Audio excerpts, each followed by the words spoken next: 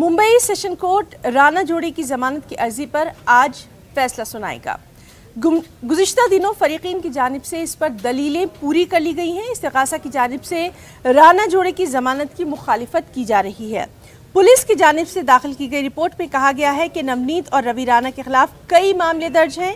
उन पर 124A की दफ़ा लगाई गई है, इसलिए उन्हें जमानत नहीं मिलनी चाहिए।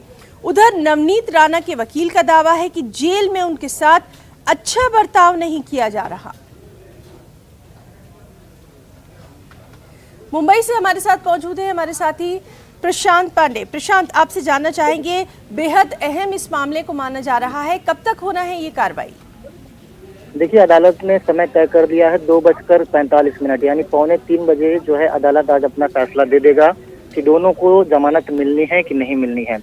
वहीं दूसरी तरफ हमने देखा है कि नवनीत राणा के जो वकील है उन्होंने भाई खल्ला सुपरिटेंडेंट को पत्र लिख करके ये कहा है कि नवनीत राणा को जो बीमारी है उसके लिए सिटी स्कैन कराना जरूरी है।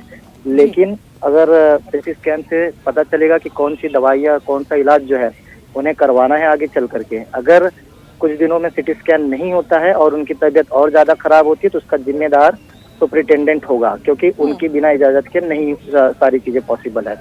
तो एक तरफ नवनीत राणा ने अपनी तबीयत का हवाला भी दिया है, दूसरी तरफ हम देख रहे हैं कि आज अदालत 2:45 बजे दोनों की जमानत अर्जी पर सुनवाई करेगी।